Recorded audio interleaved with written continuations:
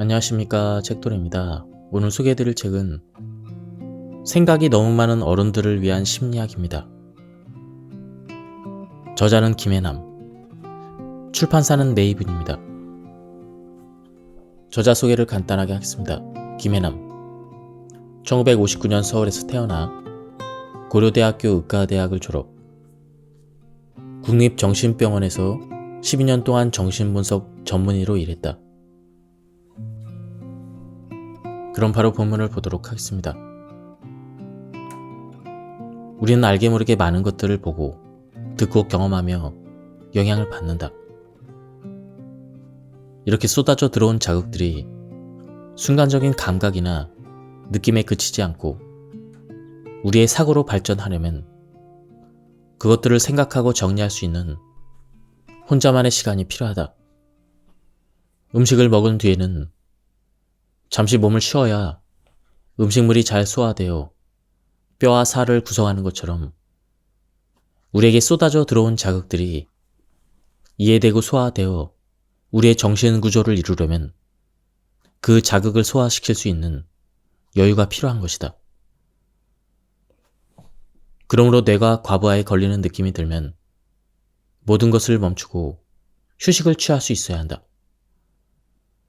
더 이상의 자극이 들어오는 것을 막고 뇌가 그동안 받아들인 정보를 소화해 기존 정보와 통합할 시간을 가질 수 있게 만들어야 하는 것이다. 그래서 빌 게이츠는 1년에 2번씩 미국 서북부에 있는 한 별장에 머물면서 일주일씩 생각 주간을 가진다. 회사 직원은 물론 가족이 방문하는 것도 사절한 채 혼자만의 시간을 가지며 재충전을 하는 것이다. 마이크로소프트사의 중요한 사업 구상은 모두 이때 만들어졌다고 해도 과언이 아니다. 그런데 생각보다 일할 때 일하고 쉴 때 잘 쉬는 사람들은 많지 않다. 어떤 이들은 쉬는 것 자체를 잘 받아들이지 못한다. 긴장을 풀고 아무것도 하지 않는 시간을 잘 견디지 못하는 것이다. 그들은 일하지 않는 시간에는 휴식을 하는 대신 좀 더 중요하고 생산적인 무언가를 해야 한다고 생각한다. 그래서 그들은 쉬는 시간에도 좀처럼 가만히 있지 못할 뿐더러 끊임없이 새로운 무언가를 받아들인다. 외부의 모든 자극으로부터 온전한 거리두기를 하지 못하는 것이다. 그러면 몸과 마음이 늘 긴장 상태에 있게 되고 뇌는 과부하에 시달리다 결국 터져버리게 된다. 긴장을 풀고 휴식을 취하는 것은 결코 시간 낭비가 아니다. 인생을 좀 더 잘 살고 싶다면 가끔씩 일부러라도 모든 자극을 차단하고 혼자만의 시간을 가질 필요가 있다. 휴대폰을 끄고 아무에게도 방해받지 않는 공간에 머무르며 모든 자극으로부터 나를 보호하고 뇌를 쉬게 하는 것이다. 지친 뇌가 생기를 되찾고 생각이 모처럼 자유롭게 흐르도록 놔두는 것이다. 그러면 복잡하게 엉켜있던 생각들이 단순하게 정리되고 지쳐있는 몸이 회복하면서 마음이 홀가분해지게 된다. 굳어버린 생각의 족쇄에서 풀려나 평소에 생각해보지 못한 것, 시도해보지 못한 것을 떠올리게 되고 좀 더 창조적인 방향으로 사고를 발전시켜 나가기도 한다. 한편 혼자 해외여행을 많이 한 사람들이 한결같이 말하는 게 있다. 여행은 돌아오기 위해 하는 것 같다고. 낯선 곳에서 낯선 사람들을 만나 새로운 경험을 하는 건 재미있지만 시간이 흐를수록 이상하게도 집이 그립고 일상이 그립고 늘 옆에 있던 사람들이 그리워진다. 떠날 때만 해도 그렇게 지긋지긋했던 모든 것들이 그리워지는 것이다. 그러면 늘 옆에 있던 사람이 얼마나 고마운 존재인가를 다시 한번 깨닫게 된다. 그리고 그와 함께 있었을 때 당연하게 여기던 것들에 대해서도 감사한 마음을 갖게 된다. 그래서 여행 막바지에는 집에 가고 싶고 사람들이 보고 싶어진다. 그러니 지치고 아무도 만나고 싶지 않을 때는 내 안의 목소리에 귀를 기울일 수 있어야 한다. 내 마음이 혼자 생각하고 정리할 시간이 필요하다고 신호를 보내는 것이므로 그럴 때는 일을 멈추고 잠시 가족이나 사랑하는 사람들도 뒤로 한 채 잠시만이라도 시간을 내어 혼자 있어보자. 깊은 상실에 직면했을 때도 마찬가지다. 동화 소공녀에서 주인공인 세라는 태어나자마자 어머니를 잃고 그 뒤에 아버지도 잃어버린다.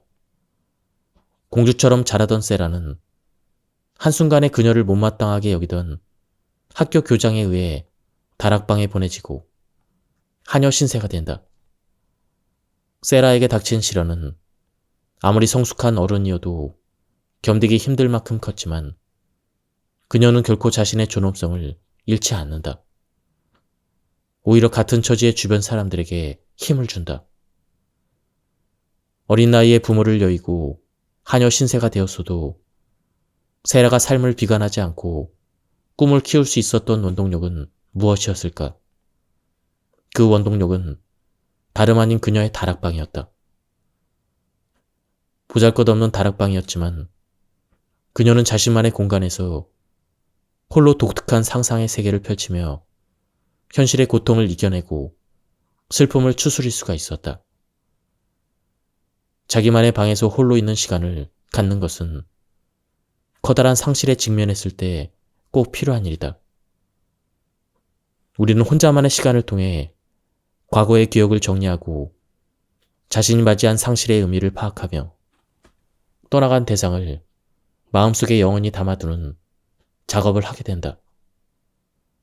시련을 당했다거나 사별한 사람들이 한동안 방 안에서 나오지 않고 폐인 같은 몰골로 누워만 있는 것도 그런 이유에서이다. 그러고 나면 사람들은 대부분 그 슬픔을 잘 추스르고 일어나 더욱 성숙해진 모습으로 다시 자신의 길을 가기 시작한다. 그러나 혼자 있는 것이 두려워 슬픔을 충분히 경험하지 못하고 금방 새로운 사람을 찾아 나서거나 재빨리 다른 일에 몰두해버리면 오히려 슬픔은 더 길어지게 된다. 사랑은 또 다른 사랑으로 잊혀지는 거라지만 슬픔이 채 가시기도 전에 새로운 사람들을 만나면 무의식 중에 내면에 쌓여있는 우울과 분노를 그에게 쏟아냄으로써 관계를 망치게 될 수가 있다. 그러니 견디기 힘든 상실에 직면했을 때는 억지로 사람을 만나기보다는 가만히 혼자 있어보자. 슬픔을 잘 추스리고 나면 저절로 누군가를 만나고 싶어질 테고 그러면 그의 모든 것을 온전히 받아들일 수 있게 될 것이다. 문화심리학자 김정우는 노는 만큼 성공한다는 책에서 다음과 같이 말했다. 에스키모는 자기 내부의 슬픔, 걱정, 분노가 밀려올 때면 무작정 걷는다고 한다. 슬픔이 가라앉고 걱정과 분노가 풀릴 때까지 하염없이 걷다가 마음의 평안이 찾아오면 그때 되돌아선다고 한다. 그리고 돌아서는 바로 그 지점에 막대기를 꽂아둔다. 살다가 또 화가 나 어쩔 줄 모르고 걷기 시작했을 때 이전에 꽂아둔 막대기를 발견한다면 요즘 살기가 더 어려워졌다는 뜻이고 그 막대기를 볼 수 없다면 그래도 견딜만 하다는 뜻이 된다.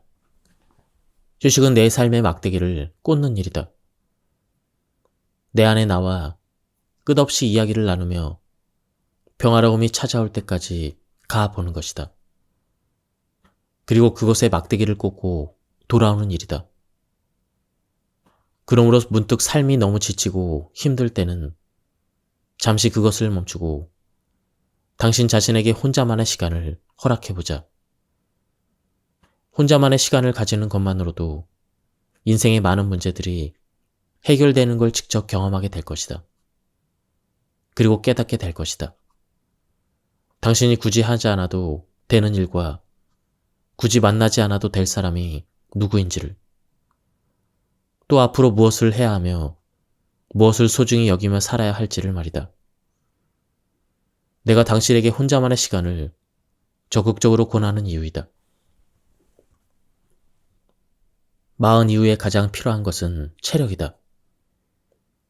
42살에 파킨슨병을 진단을 받고 나서 그야말로 정말 정신이 번쩍 들었다. 그래서 그때부터 운동을 시작했다.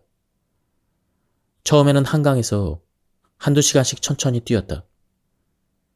처음에는 10분만 뛰어도 얼굴이 벌개지고 숨이 차서 견딜 수 없었지만 매일 조금씩 달리다 보니 어느새 다리가 튼튼해졌다. 파킨슨병이 더 진행되면서 달릴 수 없게 되자 열심히 걸었다. 지금은 파킨슨병 환자로 살아온 지 22년이 되다 보니 누군가에게 의지하지 않고서는 한 발을 내딛는 것조차 쉽지 않지만 그래도 운동을 걸은 날은 없다. 지금도 매일 하루에 1시간씩은 운동을 하고 있다. 몸을 움직이면 움직임 자체에 집중하게 되면서 머릿속이 맑아진다. 자세와 호흡에 집중하고 땀을 흘리고 팔과 다리와 어깨를 움직이기 위해 애쓰고 있으면 내가 살아있다는 사실을 온몸으로 느끼게 된다. 나를 치료해주는 의사들 말로는 그처럼 운동을 거르지 않고 해온 덕분에 지금껏 내가 버틸 수 있었던 것이라고 말한다. 나도 그렇게 생각한다. 그렇게 버틴 덕분에 나는 살아있고 두 아이가 결혼하는 모습을 지켜볼 수 있었고 손주들의 재롱을 볼 수가 있었다. 게다가 운동을 하고 나면 기분이 좋아지고 성취감도 느끼고 또 하루를 잘 살아낼 에너지도 얻을 수가 있다. 그래서 나는 어느새 운동 예찬론자가 되었다. 하지만 나는 알고 있다. 내가 아무리 운동의 필요성에 대해서 떠들어봤자 어떤 사람들은 콧방귀도 뀌지 않을 것이다. 나도 아마 파킨슨병 진단을 받지 않았다면 여전히 운동과 거리가 먼 삶을 살고 있을지도 모른다. 그런데 특별히 병에 걸리지 않았다 하더라도 40이 넘으면 체력이 급격히 떨어지기 시작하는 것을 피부로 느끼게 될 것이다. 술을 마신 다음 날 회복 속도가 예전과 같지 않고 흰머리는 늘고 피부가 처지는 게 느껴지고 뱃살은 하루가 다르게 늘어난다. 일을 조금만 무리해서 하면 쉬이 피곤을 느끼고 모든 것이 귀찮고 힘들다는 생각부터 하게 된다.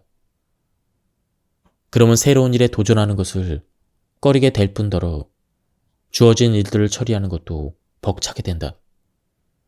그만큼 사람들에게 짜증을 내는 일도 많아질 수밖에 없다. 안 그래도 마음은 조급하고 일은 잔뜩 쌓여가는데 따라주지 않는 몸 때문에 일도 인간관계도 자꾸만 꼬이게 되는 것이다. 그러면 무력감이 밀려오면서 삶의 회의가 들기 마련이다. 그래서 40 이후의 인생을 잘 살고 싶다면 체력 관리가 필수다. 타고난 체력으로 버텨왔던 시간이 끝났음을 인정하고 떨어지는 체력을 보강하기 위해 적극적으로 나서야 한다는 말이다. 그러니 몸이 예전 같지 않다고 느껴지면 더 이상 그 신호를 무시하지 않았으면 좋겠다. 더 늦기 전에 몸이 보내는 신호에 귀를 기울이고 에너지가 부족하다 싶으면 모든 것을 뒤로하고 당신 자신부터 챙겨라. 어쩔 수 없는 마음의 상처로부터 서로를 보호하려면 타인의 감정을 공감하고 배려할 줄 알아야 한다. 이때 공감한다는 것은 다른 사람의 슬픔이나 기쁨을 같이 느끼고 그 감정을 통해 상대를 이해하게 된다는 것이다. 그런데 공감은 동정과는 엄연히 다르다. 동정이 2차원적인 감정이라면 공감은 3차원적인 감정이다. 동정은 상대의 슬픔과 불행 등의 감정을 마치 내 감정처럼 느끼며 같이 슬퍼하고 같이 분노하는 것이다. 그래서 내가 상대가 된 듯한 느낌을 갖게 하지만 거기에서 그친다. 하지만 공감은 감정이 같아지는 것에서 끝나지 않는다. 상대의 감정을 같이 느낀 뒤에 다시 자신의 마음으로 되돌아와서 상대의 마음을 헤아린다. 그래서 상대가 왜 그런 처지에 놓이게 되었는지 그 상황을 깊이 이해하고 상대에게 필요한 것이 무엇인지 알게 된다. 이처럼 다른 사람에게 공감할 수 있는 사람은 나와는 다른 상대를 있는 그대로 인정하고 그 역시 나처럼 상처받기 쉬운 사람임을 이해하며 상처 주지 않기 위해 애쓴다. 그리고 내가 상처를 줘도 계속 내 곁에 머물며 나를 사랑해주는 상대에게 깊은 감사를 보낸다. 이러한 관계는 어쩌면 우리가 맺을 수 있는 가장 최고의 관계일지도 모른다. 그러나 우리의 마음에는 상대와 더 이상 분리되지 않고 영원히 하나가 되고 싶은 욕망, 상대가 나의 모든 투정을 받아주기를 바라는 어린아이 같은 이기적인 마음이 끊임없이 작용한다. 그렇기 때문에 서로 갈등을 일으키고 상처를 주고받게 되는 것이다. 그러므로 남이 나에게 상처를 줬든 나도 남에게 상처를 줄 수 있다는 사실을 기억해야만 한다. 내 상처가 너무 아파서 힘들었듯 그도 내가 준 상처 때문에 많이 힘들 수 있다는 사실을 잊지 말아야 한다. 그래서 나와 다른 상대의 감정을 최대한 공감하고 배려하며 상처 주지 않도록 노력해야 한다. 마지막으로 우리는 서로에게 끊임없이 상처를 주고 받을 수밖에 없는 지극히 인간적인 존재임을 인정해야만 한다. 이것이 바로 우리가 서로에게 상처를 최소한으로 줄 수 있는 방법이다. 하루는 시인 롱펠로에게 그의 친구가 이렇게 물었다. 이복의 친구, 오랜만이야. 그런데 자네는 여전하군. 그 비결이 뭔가? 이 말을 들은 롱펠로는 정원에 있는 커다란 나무를 가리키며 말했다. 저 나무를 보게나. 이제는 늙은 나무지? 그러나 저렇게 꽃을 피우고 열매도 맺는다네. 그것이 가능한 건 저래봬도 저 나무가 날마다 조금씩이라도 꾸준히 성장하고 있기 때문이야. 나도 마찬가지라네. 나이가 들었어도 하루하루 성장한다는 마음가짐으로 살아가고 있다네. 이렇듯 노인은 결코 끝나버린 존재가 아니다. 살아가는 동안 우리는 순간순간 성장하기 위한 새로운 과제를 부여받는다. 그래서 인간은 죽을 때까지 끊임없이 다듬어지고 재배열되며 새롭게 교정된다. 그러므로 우리는 늙어서도 성장하고 발전할 수가 있다. 인생의 각 단계는 우리에게 새로운 변화의 기회를 제공하기 때문이다. 인격도 마찬가지다. 70, 80, 90살이 지나서도 꾸준히 변화한다. 이때 나이 듦을 어떻게 바라보느냐에 따라 그의 삶은 비참하고 삶의 회한만 가득한 인생이 아니라 여전히 욕망하고 변화하는 능동적인 인생이 될 수가 있다. 엘렌 냉어 교수는 다음과 같이 말했다. 우리를 가두는 것은 신체의 한계가 아니라 그 한계를 믿는 우리들의 사고방식이다. 즉, 같은 70세라도 그 나이를 어떻게 받아들이느냐에 따라 젊게 사는 것이 충분히 가능하다는 것이다. 이를테면 뭘 하든지 나이부터 따지고 나이를 의식하는 사람은 자신의 몸 상태와 상관없이 70세를 늙어서 아무것도 할 수 없는 나이라고 생각하기 때문에 수동적이고 의존적인 삶을 살게 된다. 그런데 같은 70세라도 정말 그 나이가 맞나 싶을 정도로 젊게 사는 사람들이 생각보다 많이 있다. 그들은 자신의 나이를 그다지 의식하지 않는다. 그저 운동을 열심히 하고 새로운 것을 배우고 취미 생활을 즐기며 활기차게 살아갈 뿐이다. 그러므로 건강하게 나이 들고 싶다면 자신의 신체 나이에 너무 연연하지 않는 것이 좋다. 70세가 되든 80세가 되든 나이와 상관없이 어제보다는 오늘, 오늘보다 내일 조금씩 성장하는 나를 염두에 두고 살아가는 것이 그 방법이다. 그래서 실제로 연세대 철학과 명예 교수인 김형석은 100년을 살다 보니 70세 전까지 자신은 미숙했으며 자신의 인생에 있어 가장 황금기는 65세에서 75세였다고 밝히기도 했다. 그리고 엘렌 랭어 교수의 실험에서 보듯 나이가 들어서도 힘 닿는 데까지 내 힘으로 일상을 꾸려나가는 것이 좋다. 시계 거꾸로 돌리기 연구에 참가한 노인들은 대부분 성인 자녀와 살거나 요양원에 살고 있는 사람들이었다. 그들에게는 자신의 방을 꾸미거나 가구를 재배치할 결정권이 없었고 언제부터인가 청소와 설거지 등 사소한 일까지 남의 도움을 받아 처리하는데 익숙해져 있었다. 그들은 결정하거나 직접 하는 일이 거의 없었던 것이다. 그처럼 수동적이고 의존적인 삶은 사람을 무기력하게 만들 수밖에 없다. 실제로 아놀드라는 참가자는 실험에 참여하기까지 기력이 없어 아무런 신체 활동도 못했다고 답했다. 그런데 그는 일주일 동안 빨래와 설거지, 청소 등을 직접 해야만 되는 상황이 되자 그것들을 기꺼이 했고 나중에는 무엇이든 더 찾아서 하게 되었다. 20년 전으로 마음의 시계를 돌리고 결정권을 갖게 되자 무력한 삶에서 벗어나 자발적이고 능동적으로 살게 된 것이다. 이처럼 내가 내 인생을 운전하고 있다는 느낌, 즉, 내 삶의 통제권을 가지고 그를 행사하는 것은 인간에게 있어 매우 중요한 삶의 원동력이 된다.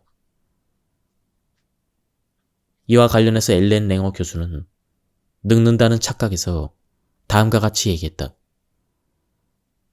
동료 주디스 로딘과 나는 요양원 거주 노인들을 대상으로 스스로 더 많은 결정을 할 수 있도록 장려하는 실험을 했다.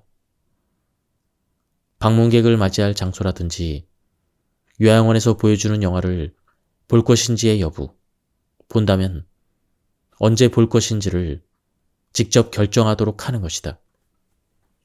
각자 돌볼 화분을 선택하고 그 화분을 방 하나 어디에 둘지, 언제 얼마나 물을 줄지까지 직접 결정하게끔 했다.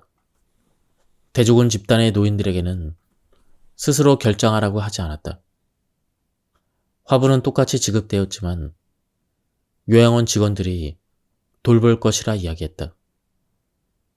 1년 6개월 지난 뒤 우리는 실험 앞뒤로 실시한 다양한 검사 결과를 바탕으로 첫 번째 집단이 더 쾌활하고 활동적이며 민첩해졌음을 확인했다.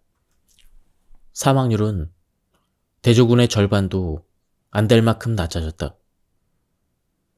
이처럼 내 삶을 스스로 결정하고 선택하면 행복할 뿐더러 건강까지 좋아진다. 그러므로 아무리 늙어서 몸이 약해진다 해도 힘이 닿는 데까지는 스스로 삶을 꾸려가는 것이 좋을 것이다. 내가 선택하고 결정하는 것들이 늘어갈수록 삶의 행복감과 성취감과 자존감이 높아지기 때문이다.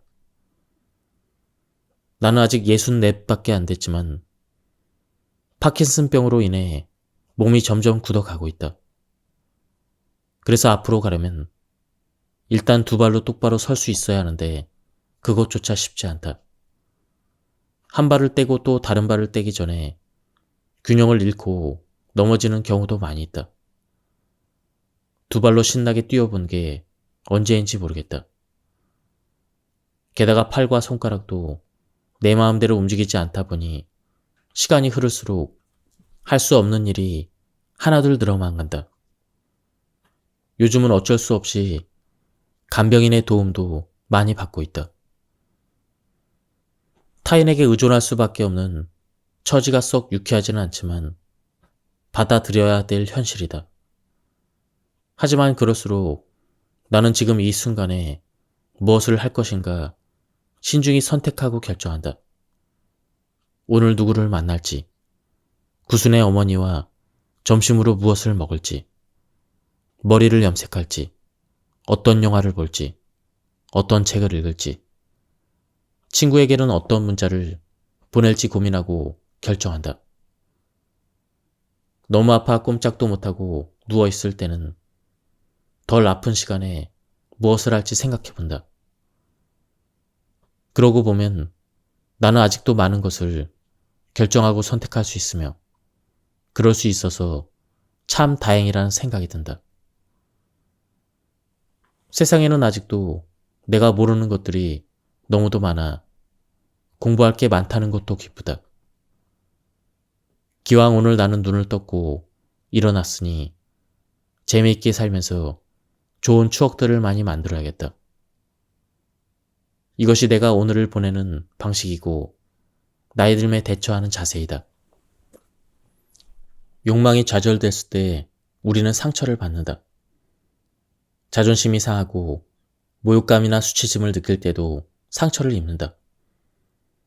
스스로 할 수 있는 게 아무것도 없다는 무력감을 느낄 때 또 사람들로부터 사랑받지 못하고 아무도 자신을 원하지 않는다고 느낄 때 우리는 상처를 받는다. 다시 말해 우리가 무언가를 절실히 원하기 때문에 상처받는 것이다. 기본적인 생존의 욕구 말고도 우리는 사랑받고 싶어하고 최고가 되고 싶어하고 안전하게 있고 싶고 또 자율성을 지키고 싶어한다. 하지만 다른 사람들이 가진 욕구와 충돌하면서 때로 나의 욕구는 채워지지 않는 채로 남게 되고 상처를 입게 된다. 그처럼 예측하지 못한 크고 작은 상처를 받을 때마다 우리의 몸과 마음은 피눈물을 흘리게 된다. 그런데 돌이킬 수 없는 상처를 입었다고 주저앉아 한탄만 한다면 우리는 그 대가로 소중한 미래와 현재를 잃어버리게 된다. 그러므로 상처를 입고 무너져 버리는 것도 나 자신이고 그것을 통해 배우고 성장하는 것도 나 자신이라는 사실을 잊지 말아야 한다. 우리는 행복해지기 위해 이 세상에 태어나지 않았다. 태어난 것은 내 뜻과는 무관한 것이었다. 그러나 이 세상을 살아가면서 우리는 행복해지기를 바란다. 그것이 결코 지나친 욕심은 아니다. 포근한 어머니의 품을 잃고 행복한 어린 시절을 잃고 꿈 많은 학창 시절을 잃고 젊음을 잃어가면서 꿋꿋이 살아온 우리는 충분히 행복해질 권리가 있다. 그리고 그것은 그저 나를 짓누르는 과거의 무게와 사람들에 대한 기대를 조금씩만 덜어내도 얻을 수가 있다.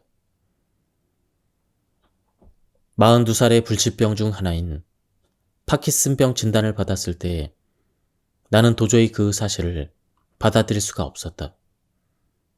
지금까지 딸로서, 아내로서, 맏며느리로서, 두 남매의 엄마로서, 의사로서, 교수로서 있는 힘껏 살아온 대가가 고작 이것인가 싶었다. 감당할 수 없는 분노가 밀려왔고 지금은 바쁘니까 나중에 해야지 하면서 미뤄온 것들을 영영 할 수 없게 된 현실이 고통스러웠다.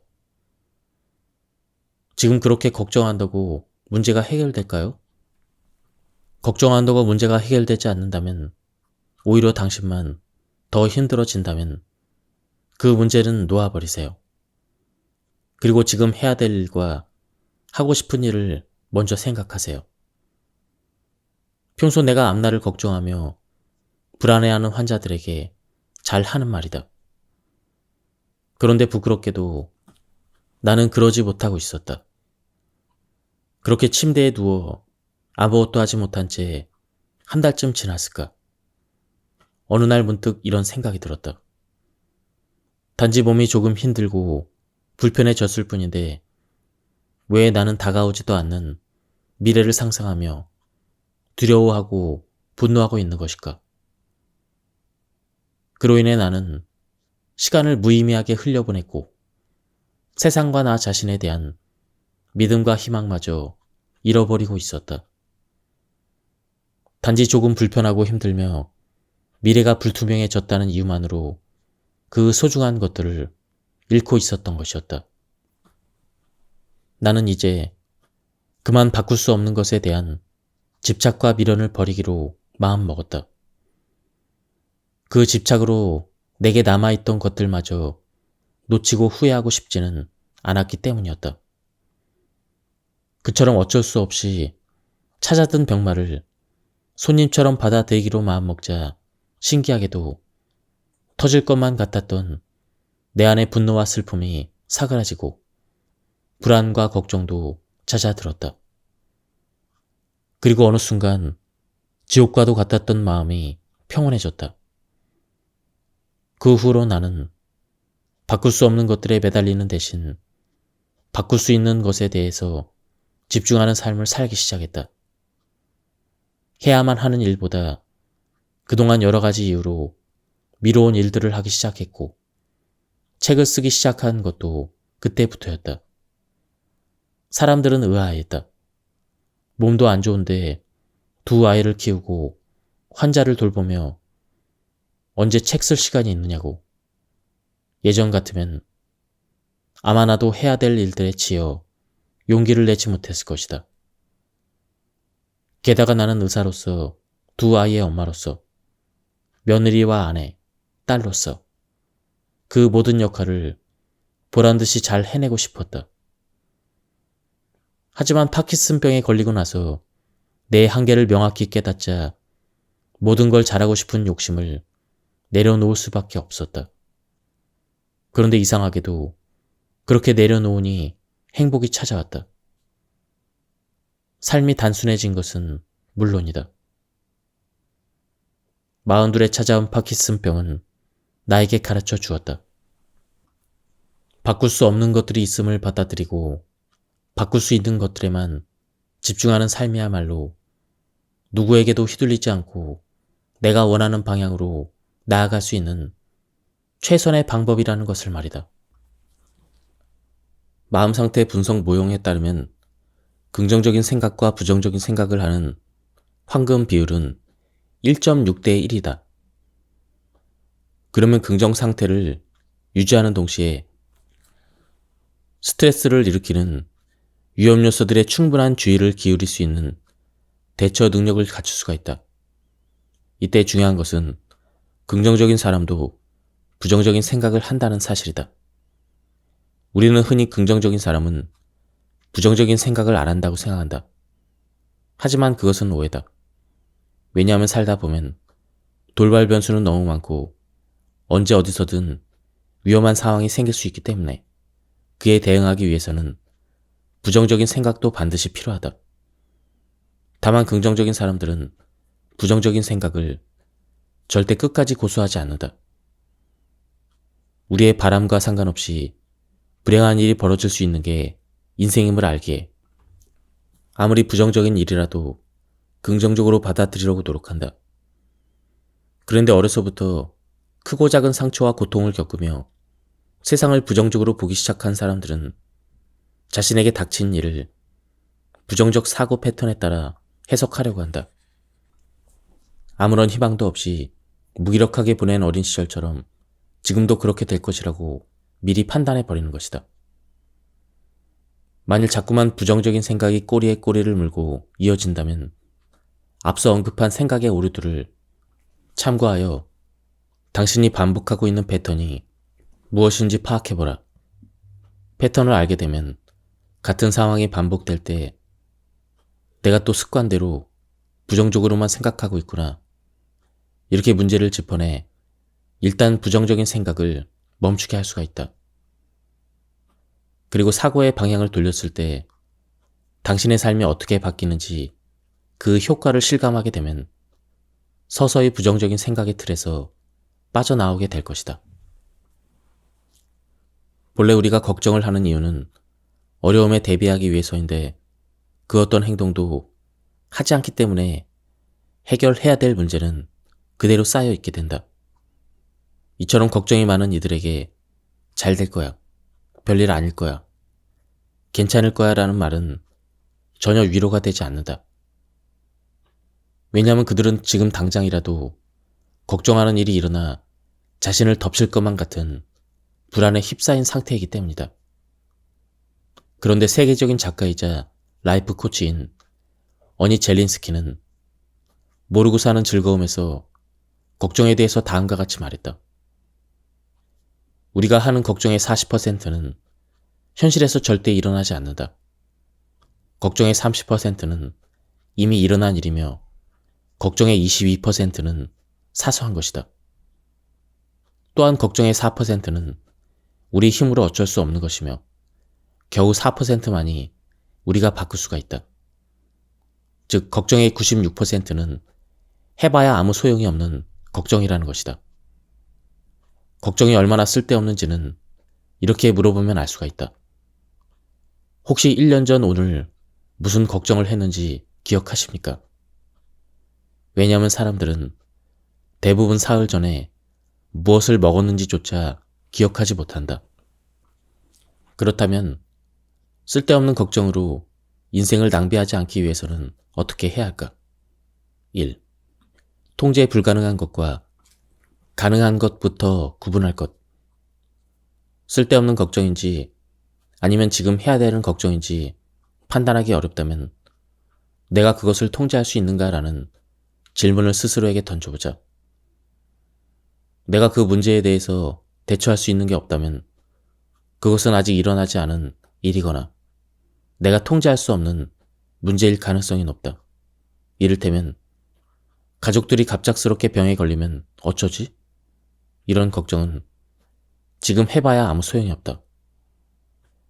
아직 일어나지 않은 일이기에 내가 할 수 있는 것이 없기 때문이다.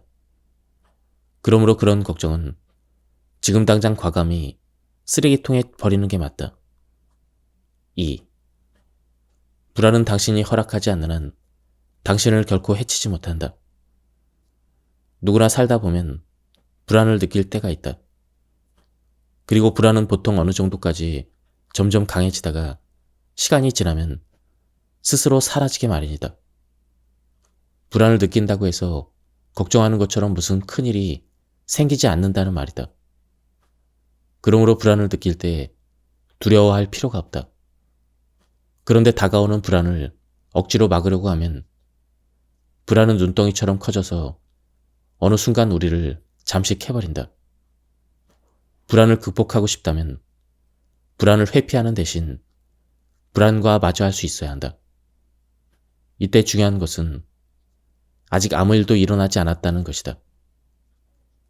이와 관련해서 심리학자인 아들러는 불안은 회피하고 싶은 마음이 만들어낸 거짓 감정이라는 얘기를 했다.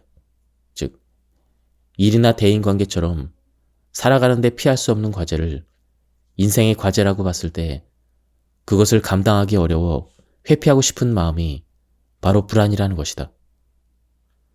그런데 알고 보면 인생의 과제라는 것도 우리가 주변과 세상의 인정을 받기 위해 스스로 만들어낸 것뿐이다.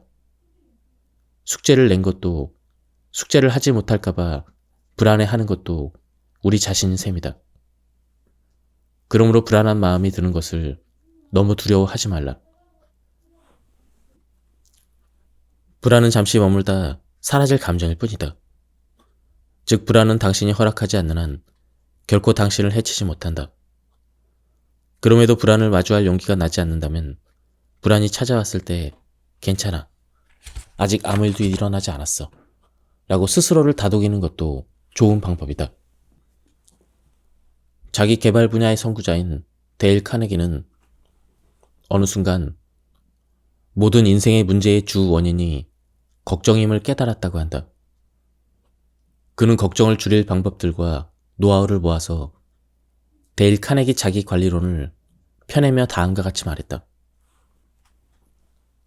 목표에 다가서지 못하고 계속 같은 자리에서 맴돌며 한 걸음도 나아가지 못한다면 누구나 신경쇠약에 걸리고 지옥 같은 삶을 살게 될 것입니다.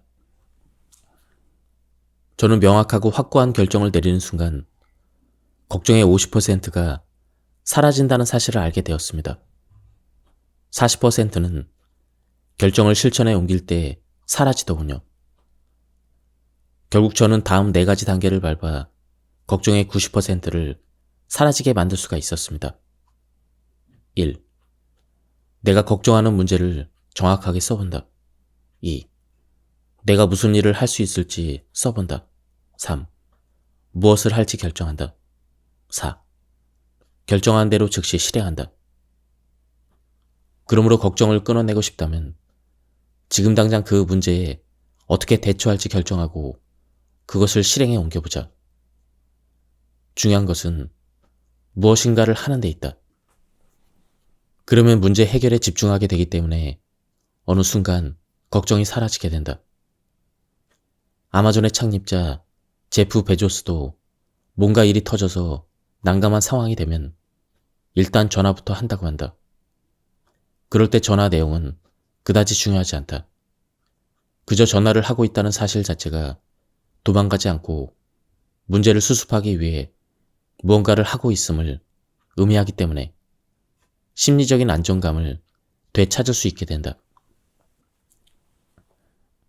세상이 내 모든 것을 빼앗고 나에게 최악의 상황을 주었다 하더라도 나에게는 절대 빼앗길 수 없는 한 가지가 있음을 기억해야 한다.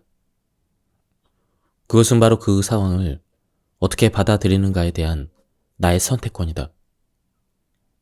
이와 관련해서 심리학자 빅터 프랭클은 자극과 반응 사이에는 공간이 있다. 그리고 그 공간에서의 선택이 우리 삶의 질을 결정짓는다 라고 말한 바 있다. 즉 어떤 자극이 오든 반응을 보일지 말지부터 어떤 반응을 보일지 우리는 선택할 권리를 가지고 있다. 만약 누군가 나에게 상처가 될 만한 말을 했다고 해보자. 그러면 당연히 상처받을 수밖에 없다고 말하지만 실은 상처를 받을지 안 받을지를 선택할 수가 있다. 상대방에게 받고 싶지 않은 선물을 받았을 때 돌려주면 그만이듯 내가 그 상처를 받지 않으면 그만이다. 실수를 했을 때도 마찬가지다. 실수 하나에 마치 세상이 무너진 듯한 절망을 느끼는 사람이 있는가 하면 죄송합니다 라고 인정하고 빨리 수습에 나서는 사람이 있다. 즉, 고통스러운 상황을 피할 수는 없지만 그것에 대해서 괴로워할지 말지는 나의 선택에 달려있다. 인생을 주도적으로 끌고 가는 사람들은 이미 그 사실을 잘 알고 있다. 그래서 세상에 휘둘리고 남에게 휘둘릴 수밖에 없는 상황에서도 자신에게 남은 선택권을 의미 있게 쓰기 위해 최선을 다한다. 그러니 더 이상 남들에게 휘둘리지 않고 당당해지고 싶다면 어쩔 수 없어라는 말을 너무 쉽게 내뱉지 마라. 어쩔 수 없이 회사를 다니고 어쩔 수 없이 사람을 만나고 어쩔 수 없이 살게 되면 하루하루가 너무 힘들고 우울할 수밖에 없기 때문이다.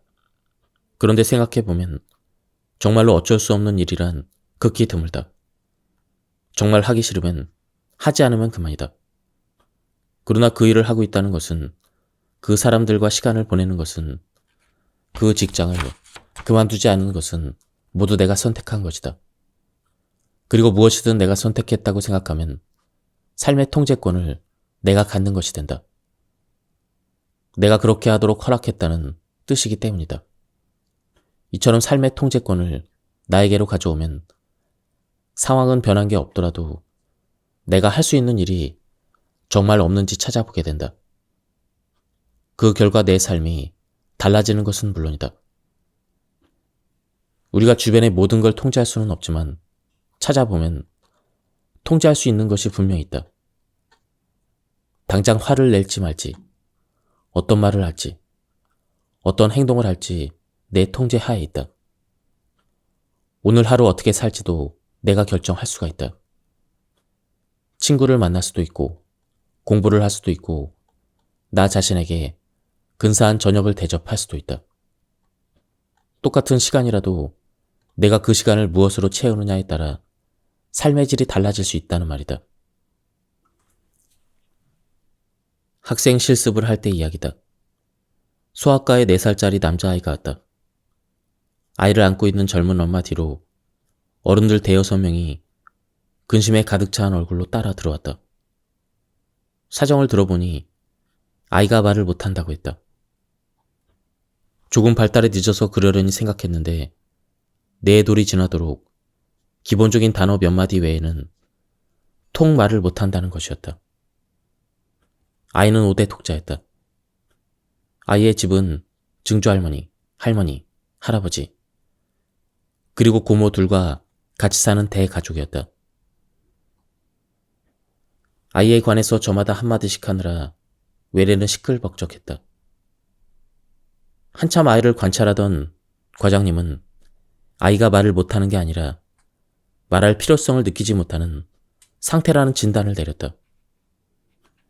아닌 게 아니라 병원에서도 할머니, 할아버지는 5대 독자에게 무슨 일이라도 생길까봐 옆에서 시중을 드느라 정신이 없었다. 아이의 표정만 보고도 무얼 원하는지 바로 알아차리고는 그것을 대령하곤 했다. 과장님 말대로 아이는 말할 필요성이 전혀 없는 상태였다. 가만히 있어도 주위의 어른들이 자신의 표정을 읽고 척척 다 해주는데 굳이 말을 하거나 소리를 내서 울 이유가 없었던 것이다. 이처럼 모든 것이 충족되는 상황에서는 아이 스스로 어떤 것이든 배우고 경험할 필요가 없어져 버린다. 만일 아이가 계속 이런 상황에서 커갔다면 어떻게 되었을까? 아이는 계속 말하는 법을 익히지 못했을 테고, 그러면 가족들 없이는 아무것도 할 수 없는 사람이 되고 말았을 것이다. 욕망이 좌절되었을 때 우리는 상처를 입는다. 자신이 안전하지 못하고 보호받지 못한다고 느낄 때 상처를 받는다. 자존심이 상하고 모욕감이나 수치심을 느낄 때도 상처를 입는다. 스스로 할 수 있는 게 아무것도 없다는 무기력감을 느낄 때, 또 사람들로부터 사랑받지 못하고 아무도 자신을 원하지 않는다고 느낄 때 우리는 상처를 받는다. 다시 말해 우리가 무언가를 절실히 원하기 때문에 상처받는 것이다. 우리는 그 상처를 통해 우리의 한계를 깨닫고 어떻게 해야 할지를 알게 되며 세상을 배우고 인생을 이해하게 된다. 사실 상처와 상실은 우리 삶에서 하나의 조건이자 결과이다. 누구나 다른 사람들로부터 상처를 받게 되고 또 상처를 입히며 살아간다. 상처 없는 삶은 앞에서 소개한 아이처럼 우리의 사고 능력을 마비시키고 성장의 필요성을 느끼지 못하게 하여 오히려 불구자로 만들 수가 있다. 살아가면서 우리는 자신도 모르게 손등에 긁힌 작은 상처부터 시작해서 때론 생명을 위협할 정도의 커다란 상처까지 순간순간 상처를 입을 수 있는 위험에 처하게 된다. 하지만 우리가 견딜 수 있는 범위 안에서의 상처는 오히려 우리를 강하게 만든다. 큰 전염병을 막기 위해 그 균을 약화시켜 몸에 주입하여 면역력을 키우는 예방주사처럼 작은 상처나 상실은 나중에 올지 모르는 큰 상처나 상실을 대비할 수 있게 한다. 성장한다는 것은, 어른이 됐다는 것은 옛것을 보내고 새로운 것을 받아들이는 과정이다. 친숙했던 것들과 이별하고 소중했던 것들을 떠나보내는 것은 고통스러운 일이기에 모든 성장에는 성장통이 따른다. 이러한 성장통은 우리가 자라고 성숙하기 위해 꼭 겪고 넘어야 할 산이다. 그 산을 넘은 뒤에야 우리를 기다리고 있는 새로운 것들을 맞을 수가 있다. 지금까지 이 책에 대한 리뷰를 모두 마쳤습니다. 제가 발치에 요약해서 설명을 드렸기 때문에 맥락이 많이 끊겼습니다. 한번 책을 구해서 읽어보실 것을 추천드립니다. 여기서 리뷰를 마치도록 하겠습니다. 감사합니다. 안녕하십니까, 책도래입니다. 오늘 소개해드릴 책은 생각이 너무 많은 어른들을 위한 심리학입니다. 저자는 김혜남, 출판사는 네이븐입니다. 저자 소개를 간단하게 하겠습니다. 김혜남, 1959년 서울에서 태어나 고려대학교 의과대학을 졸업, 국립정신병원에서 12년 동안 정신분석 전문의로 일했다. 그럼 바로 본문을 보도록 하겠습니다. 우리는 알게 모르게 많은 것들을 보고, 듣고 경험하며 영향을 받는다.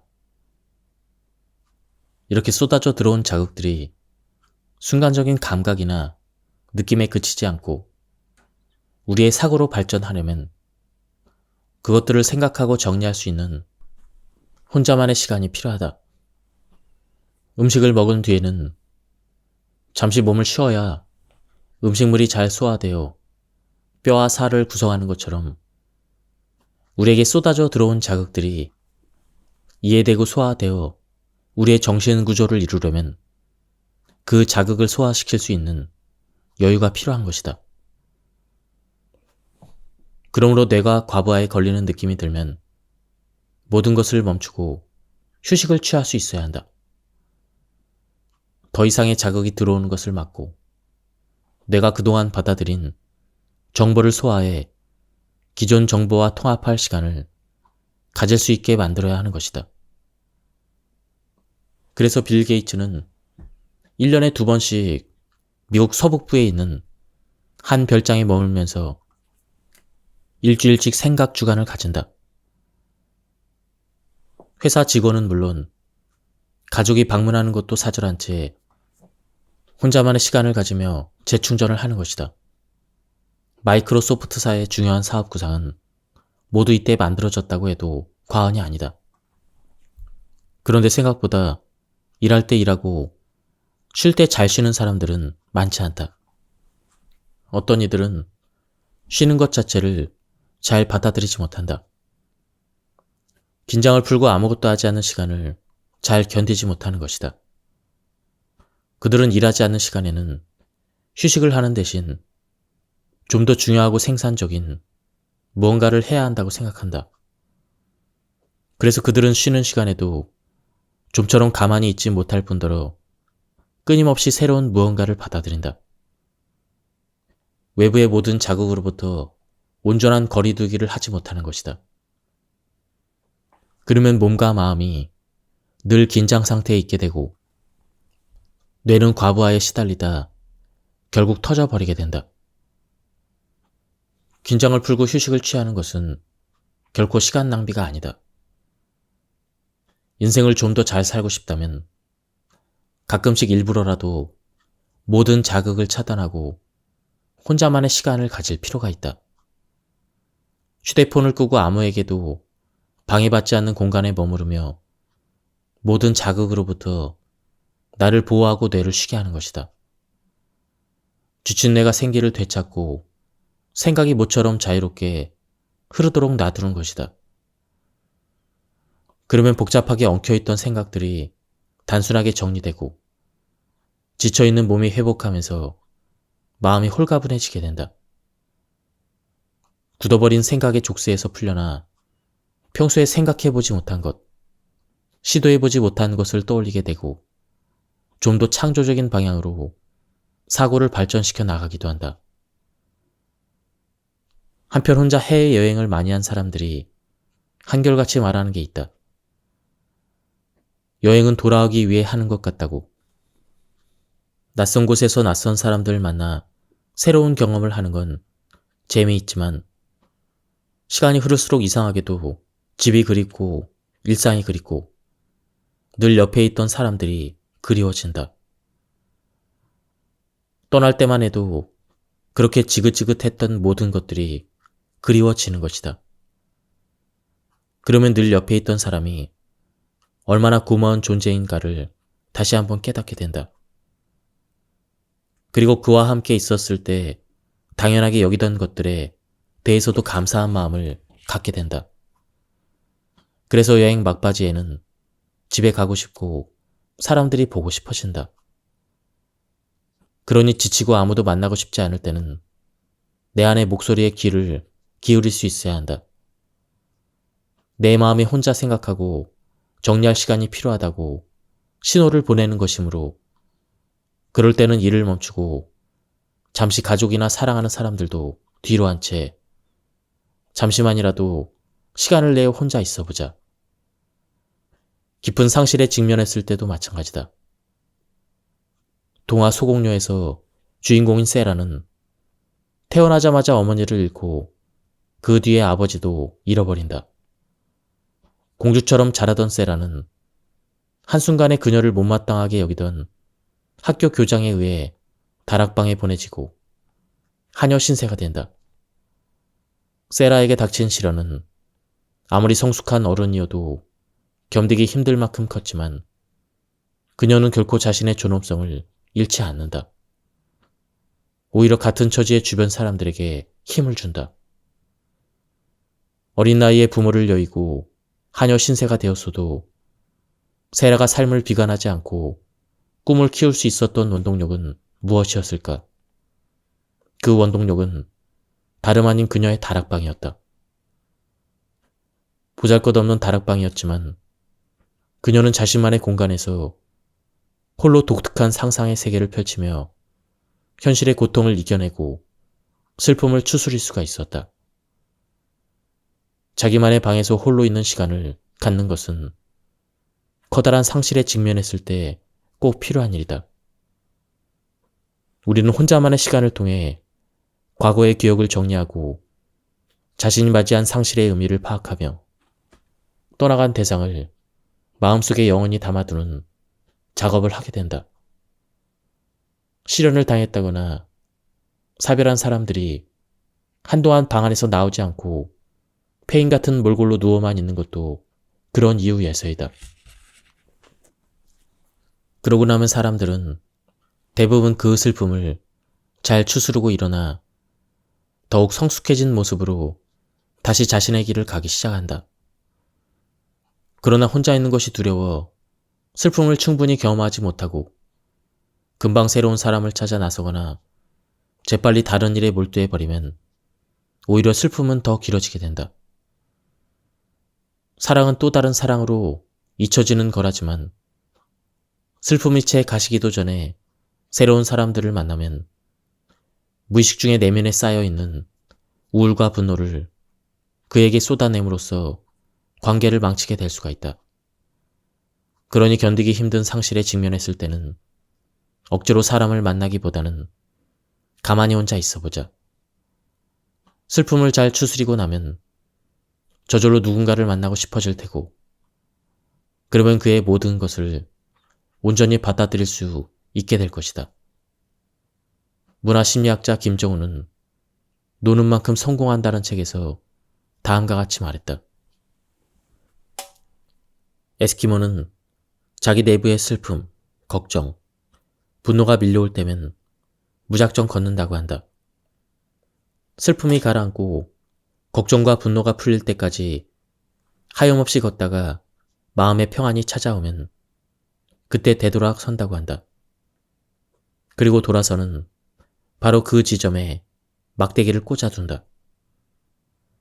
살다가 또 화가 나 어쩔 줄 모르고 걷기 시작했을 때 이전에 꽂아둔 막대기를 발견한다면 요즘 살기가 더 어려워졌다는 뜻이고, 그 막대기를 볼 수 없다면 그래도 견딜만 하다는 뜻이 된다. 휴식은 내 삶의 막대기를 꽂는 일이다. 내 안에 나와 끝없이 이야기를 나누며 평화로움이 찾아올 때까지 가보는 것이다. 그리고 그곳에 막대기를 꽂고 돌아오는 일이다. 그러므로 문득 삶이 너무 지치고 힘들 때는 잠시 그것을 멈추고 당신 자신에게 혼자만의 시간을 허락해보자. 혼자만의 시간을 가지는 것만으로도 인생의 많은 문제들이 해결되는 걸 직접 경험하게 될 것이다. 그리고 깨닫게 될 것이다. 당신이 굳이 하지 않아도 되는 일과 굳이 만나지 않아도 될 사람이 누구인지를, 또 앞으로 무엇을 해야 하며 무엇을 소중히 여기며 살아야 할지를 말이다. 내가 당신에게 혼자만의 시간을 적극적으로 권하는 이유이다. 마흔 이후에 가장 필요한 것은 체력이다. 42살에 파킨슨병을 진단을 받고 나서 그야말로 정말 정신이 번쩍 들었다. 그래서 그때부터 운동을 시작했다. 처음에는 한강에서 한두 시간씩 천천히 뛰었다. 처음에는 10분만 뛰어도 얼굴이 벌개지고 숨이 차서 견딜 수 없었지만 매일 조금씩 달리다 보니 어느새 다리가 튼튼해졌다. 파킨슨병이 더 진행되면서 달릴 수 없게 되자 열심히 걸었다. 지금은 파킨슨병 환자로 살아온 지 22년이 되다 보니 누군가에게 의지하지 않고서는 한 발을 내딛는 것조차 쉽지 않지만 그래도 운동을 걸은 날은 없다. 지금도 매일 하루에 1시간씩은 운동을 하고 있다. 몸을 움직이면 움직임 자체에 집중하게 되면서 머릿속이 맑아진다. 자세와 호흡에 집중하고 땀을 흘리고 팔과 다리와 어깨를 움직이기 위해 애쓰고 있으면 내가 살아있다는 사실을 온몸으로 느끼게 된다. 나를 치료해주는 의사들 말로는 그처럼 운동을 거르지 않고 해온 덕분에 지금껏 내가 버틸 수 있었던 것이라고 말한다. 나도 그렇게 생각한다. 그렇게 버틴 덕분에 나는 살아있고 두 아이가 결혼하는 모습을 지켜볼 수 있었고 손주들의 재롱을 볼 수가 있었다. 게다가 운동을 하고 나면 기분이 좋아지고 성취감도 느끼고 또 하루를 잘 살아낼 에너지도 얻을 수가 있다. 그래서 나는 어느새 운동 예찬론자가 되었다. 하지만 나는 알고 있다. 내가 아무리 운동의 필요성에 대해서 떠들어봤자 어떤 사람들은 콧방귀도 뀌지 않을 것이다. 나도 아마 파킨슨병 진단을 받지 않았다면 여전히 운동과 거리가 먼 삶을 살고 있을지도 모른다. 그런데 특별히 병에 걸리지 않았다 하더라도 40이 넘으면 체력이 급격히 떨어지기 시작하는 것을 피부로 느끼게 될 것이다. 술을 마신 다음날 회복 속도가 예전과 같지 않고 흰머리는 늘고 피부가 처지는 게 느껴지고 뱃살은 하루가 다르게 늘어난다. 일을 조금만 무리해서 하면 쉬이 피곤을 느끼고 모든 것이 귀찮고 힘들다는 생각부터 하게 된다. 그러면 새로운 일에 도전하는 것을 꺼리게 될 뿐더러 주어진 일들을 처리하는 것도 벅차게 된다. 그만큼 사람들에게 짜증을 내는 일도 많아질 수밖에 없다. 안 그래도 마음은 조급하고 일은 잔뜩 쌓여가는데 따라주지 않는 몸 때문에 일도 인간관계도 자꾸만 꼬이게 되는 것이다. 그러면 무력감이 밀려오면서 삶의 회의가 들기 마련이다. 그래서 40 이후의 인생을 잘 살고 싶다면 체력 관리가 필수다. 타고난 체력으로 버텨왔던 시간이 끝났음을 인정하고 떨어지는 체력을 보강하기 위해 적극적으로 나서야 한다는 말이다. 그러니 몸이 예전 같지 않다고 느껴지면 더 이상 그 신호를 무시하지 않았으면 좋겠다. 더 늦기 전에 몸이 보내는 신호에 귀를 기울이고 에너지가 부족하다 싶으면 모든 것을 뒤로하고 당신 자신부터 챙겨라. 어쩔 수 없는 마음의 상처로부터 서로를 보호하려면 타인의 감정을 공감하고 배려할 줄 알아야 한다. 이때 공감한다는 것은 다른 사람의 슬픔이나 기쁨을 같이 느끼고 그 감정을 통해 상대를 이해하게 된다는 것이다. 그런데 공감은 동정과는 엄연히 다르다. 동정이 2차원적인 감정이라면 공감은 3차원적인 감정이다. 동정은 상대의 슬픔과 불행 등의 감정을 마치 내 감정처럼 느끼며 같이 슬퍼하고 같이 분노하는 것이다. 그래서 내가 상대가 된 듯한 느낌을 갖게 하지만 거기에서 그친다. 하지만 공감은 감정이 같아지는 것에서 끝나지 않는다. 상대의 감정을 같이 느낀 뒤에 다시 자신의 마음으로 되돌아와서 상대의 마음을 헤아린다. 그래서 상대가 왜 그런 처지에 놓이게 되었는지 그 상황을 깊이 이해하고 상대에게 필요한 것이 무엇인지 알게 된다.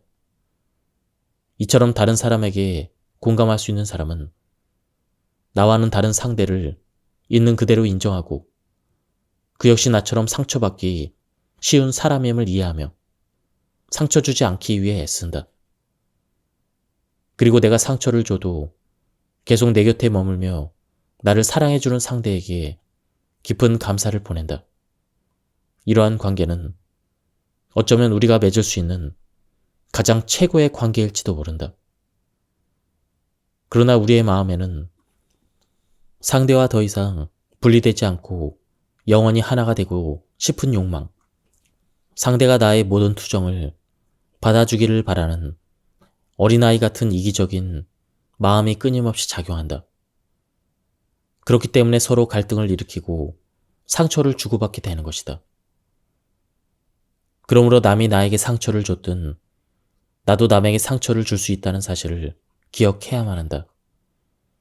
내 상처가 너무 아파서 힘들었듯 그도 내가 준 상처 때문에 많이 힘들 수 있다는 사실을 잊지 말아야 한다.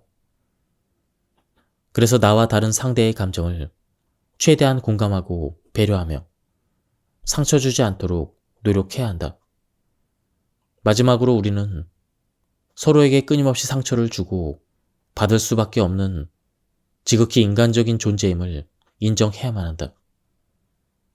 이것이 바로 우리가 서로에게 상처를 최소한으로 줄 수 있는 방법이다. 하루는 시인 롱펠로에게 그의 친구가 이렇게 물었다. 이복의 친구, 오랜만이야. 그런데 자네는 여전하군. 그 비결이 뭔가? 이 말을 들은 롱펠로는 정원에 있는 커다란 나무를 가리키며 말했다. 저 나무를 보게나. 이제는 늙은 나무지? 그러나 저렇게 꽃을 피우고 열매도 맺는다네. 그것이 가능한 건 저래봬도 저 나무가 날마다 조금씩이라도 꾸준히 성장하고 있기 때문이야. 나도 마찬가지라네. 나이가 들었어도 하루하루 성장한다는 마음가짐으로 살아가고 있다네. 이렇듯 노인은 결코 끝나버린 존재가 아니다. 살아가는 동안 우리는 순간순간 성장하기 위한 새로운 과제를 부여받는다. 그래서 인간은 죽을 때까지 끊임없이 다듬어지고 재배열되며 새롭게 교정된다. 그러므로 우리는 늙어서도 성장하고 발전할 수가 있다. 인생의 각 단계는 우리에게 새로운 변화의 기회를 제공하기 때문이다. 인격도 마찬가지다. 70, 80, 90살이 지나서도 꾸준히 변화한다. 이때 나이 듦을 어떻게 바라보느냐에 따라 그의 삶은 비참하고 삶의 회한만 가득한 인생이 아니라 여전히 욕망하고 변화하는 능동적인 인생이 될 수가 있다. 엘렌 랭어 교수는 다음과 같이 말했다. 우리를 가두는 것은 신체의 한계가 아니라 그 한계를 믿는 우리들의 사고방식이다. 즉, 같은 70세라도 그 나이를 어떻게 받아들이느냐에 따라 젊게 사는 것이 충분히 가능하다는 것이다. 이를테면 뭘 하든지 나이부터 따지고 나이를 의식하는 사람은 자신의 몸 상태와 상관없이 70세를 늙어서 아무것도 할 수 없는 나이라고 생각하기 때문에 수동적이고 의존적인 삶을 살게 된다. 그런데 같은 70세라도 정말 그 나이가 맞나 싶을 정도로 젊게 사는 사람들이 생각보다 많이 있다. 그들은 자신의 나이를 그다지 의식하지 않는다. 그저 운동을 열심히 하고 새로운 것을 배우고 취미 생활을 즐기며 활기차게 살아갈 뿐이다. 그러므로 건강하게 나이 들고 싶다면 자신의 신체 나이에 너무 연연하지 않는 것이 좋다. 70세가 되든 80세가 되든 나이와 상관없이 어제보다는 오늘, 오늘보다 내일 조금씩 성장하는 나를 염두에 두고 살아가는 것이 그 방법이다.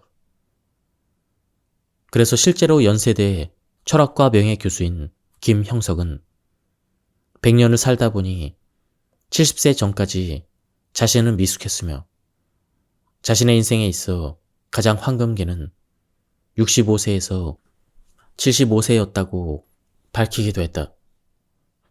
그리고 엘렌 랭어 교수의 실험에서 보듯 나이가 들어서도 힘 닿는 데까지 내 힘으로 일상을 꾸려나가는 것이 좋다. 시계 거꾸로 돌리기 연구에 참가한 노인들은 대부분 성인 자녀와 살거나 요양원에 살고 있는 사람들이었다. 그들에게는 자신의 방을 꾸미거나 가구를 재배치할 결정권이 없었고 언제부터인가 청소와 설거지 등 사소한 일까지 남의 도움을 받아 처리하는데 익숙해져 있었다. 그들은 결정하거나 직접 하는 일이 거의 없었던 것이다. 그처럼 수동적이고 의존적인 삶은 사람을 무기력하게 만들 수밖에 없다. 실제로 아놀드라는 참가자는 실험에 참여하기까지 기력이 없어 아무런 신체 활동도 못했다고 답했다. 그런데 그는 일주일 동안 빨래와 설거지, 청소 등을 직접 해야만 되는 상황이 되자 그것들을 기꺼이 했고 나중에는 무엇이든 더 찾아서 하게 되었다.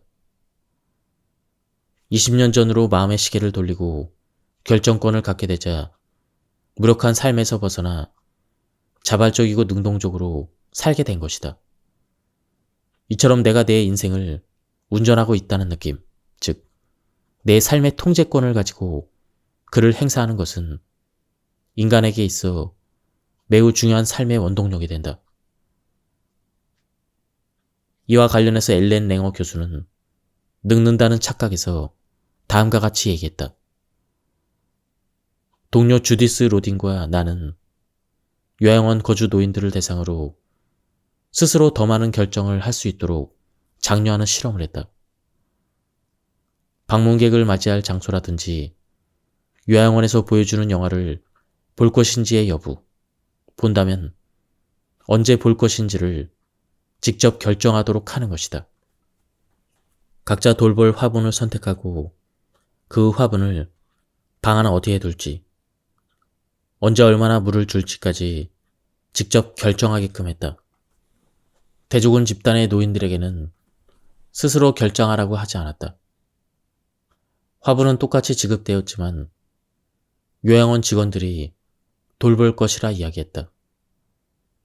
1년 6개월 지난 뒤 우리는 실험 앞뒤로 실시한 다양한 검사 결과를 바탕으로 첫 번째 집단이 더 쾌활하고 활동적이며 민첩해졌음을 확인했다.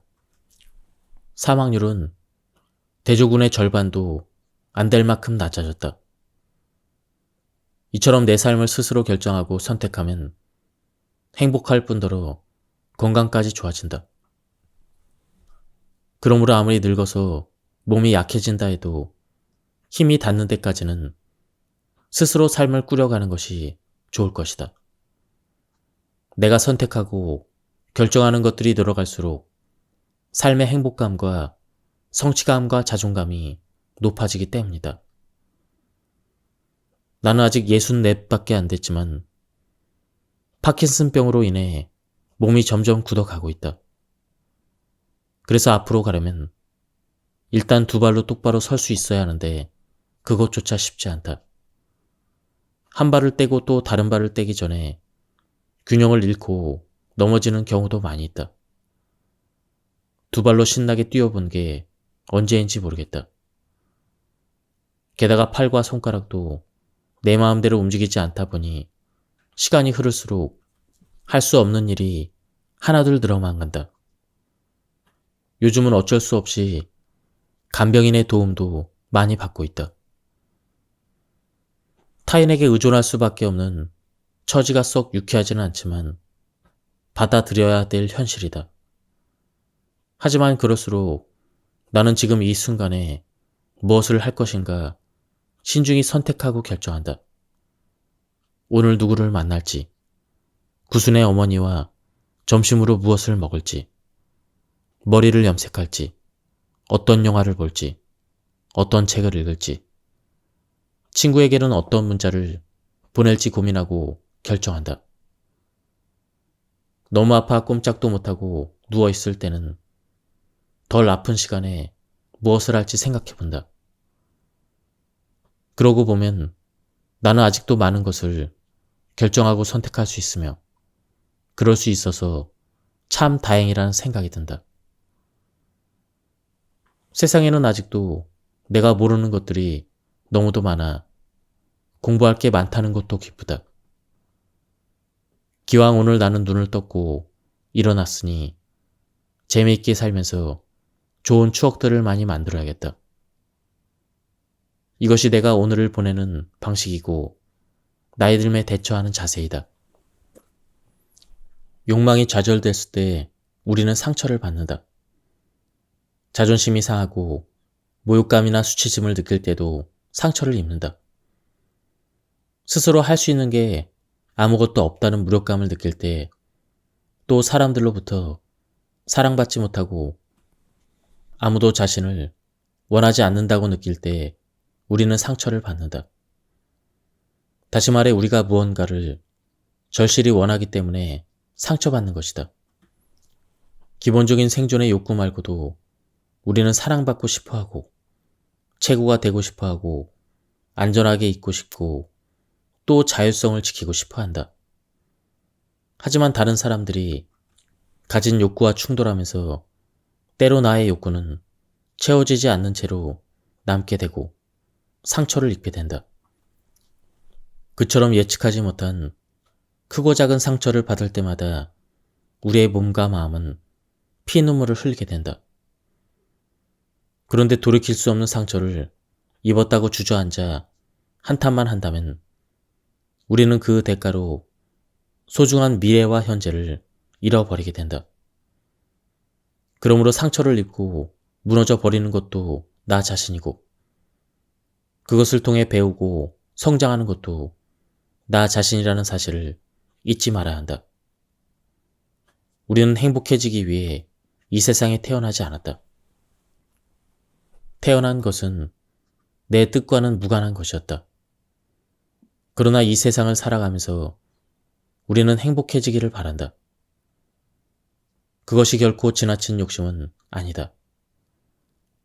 포근한 어머니의 품을 잃고 행복한 어린 시절을 잃고 꿈 많은 학창 시절을 잃고 젊음을 잃어가면서 꿋꿋이 살아온 우리는 충분히 행복해질 권리가 있다. 그리고 그것은 그저 나를 짓누르는 과거의 무게와 사람들에 대한 기대를 조금씩만 덜어내도 얻을 수가 있다. 42살의 불치병 중 하나인 파킨슨병 진단을 받았을 때 나는 도저히 그 사실을 받아들일 수가 없었다. 지금까지 딸로서, 아내로서, 맏며느리로서, 두 남매의 엄마로서, 의사로서, 교수로서 있는 힘껏 살아온 대가가 고작 이것인가 싶었다. 감당할 수 없는 분노가 밀려왔고 지금은 바쁘니까 나중에 해야지 하면서 미뤄온 것들을 영영 할 수 없게 된 현실이 고통스러웠다. 지금 그렇게 걱정한다고 문제가 해결될까요? 걱정한다고 문제가 해결되지 않는다면 오히려 당신만 더 힘들어진다면 그 문제는 놓아버리세요. 그리고 지금 해야 될 일과 하고 싶은 일을 먼저 생각하세요. 평소 내가 앞날을 걱정하며 불안해하는 환자들에게 잘 하는 말이다. 그런데 부끄럽게도 나는 그러지 못하고 있었다. 그렇게 침대에 누워 아무것도 하지 못한 채 한 달쯤 지났을까. 어느 날 문득 이런 생각이 들었다. 단지 몸이 조금 힘들고 불편해졌을 뿐인데 왜 나는 다가오지도 않는 미래를 상상하며 두려워하고 분노하고 있는 것일까? 그로 인해 나는 시간을 무의미하게 흘려보냈고 세상과 나 자신에 대한 믿음과 희망마저 잃어버리고 있었다. 단지 조금 불편하고 힘들며 미래가 불투명해졌다는 이유만으로 그 소중한 것들을 잃고 있었던 것이었다. 나는 이제 그만 바꿀 수 없는 것에 대한 집착과 미련을 버리기로 마음먹었다.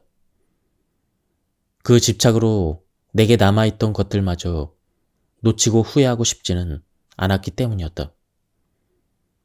그처럼 어쩔 수 없이 찾아든 병마를 손님처럼 받아들이기로 마음먹자 신기하게도 터질 것만 같았던 내 안의 분노와 슬픔이 사그라지고 불안과 걱정도 잦아들었다.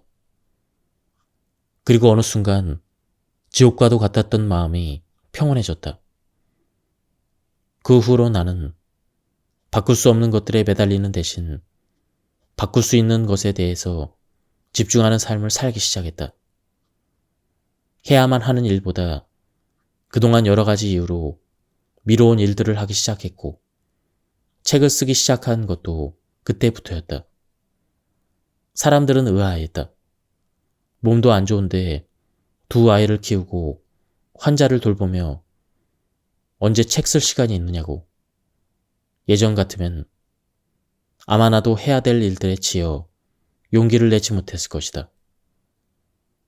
게다가 나는 의사로서, 두 아이의 엄마로서, 며느리와 아내, 딸로서 그 모든 역할을 보란듯이 잘 해내고 싶었다. 하지만 파킨슨병에 걸리고 나서 내 한계를 명확히 깨닫자 모든 걸 잘하고 싶은 욕심을 내려놓을 수밖에 없었다. 그런데 이상하게도 그렇게 내려놓으니 행복이 찾아왔다. 삶이 단순해진 것은 물론이다. 42에 찾아온 파킨슨병은 나에게 가르쳐 주었다. 바꿀 수 없는 것들이 있음을 받아들이고 바꿀 수 있는 것들에만 집중하는 삶이야말로 누구에게도 휘둘리지 않고 내가 원하는 방향으로 나아갈 수 있는 최선의 방법이라는 것을 말이다. 마음상태 분석 모형에 따르면 긍정적인 생각과 부정적인 생각을 하는 황금 비율은 1.6대 1이다. 그러면 긍정 상태를 유지하는 동시에 스트레스를 일으키는 위험 요소들에 충분한 주의를 기울일 수 있는 대처 능력을 갖출 수가 있다. 이때 중요한 것은 긍정적인 사람도 부정적인 생각을 한다는 사실이다. 우리는 흔히 긍정적인 사람은 부정적인 생각을 안 한다고 생각한다. 하지만 그것은 오해다. 왜냐하면 살다 보면 돌발 변수는 너무 많고 언제 어디서든 위험한 상황이 생길 수 있기 때문에 그에 대응하기 위해서는 부정적인 생각도 반드시 필요하다. 다만 긍정적인 사람들은 부정적인 생각을 절대 끝까지 고수하지 않는다. 우리의 바람과 상관없이 불행한 일이 벌어질 수 있는 게 인생임을 알기에 아무리 부정적인 일이라도 긍정적으로 받아들이려고 노력한다. 그런데 어려서부터 크고 작은 상처와 고통을 겪으며 세상을 부정적으로 보기 시작한 사람들은 자신에게 닥친 일을 부정적 사고 패턴에 따라 해석하려고 한다. 아무런 희망도 없이 무기력하게 보낸 어린 시절처럼 지금도 그렇게 될 것이라고 미리 판단해버리는 것이다.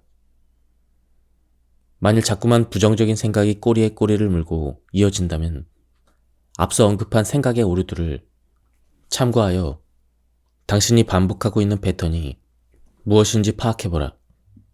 패턴을 알게 되면 같은 상황이 반복될 때 내가 또 습관대로 부정적으로만 생각하고 있구나. 이렇게 문제를 짚어내 일단 부정적인 생각을 멈추게 할 수가 있다.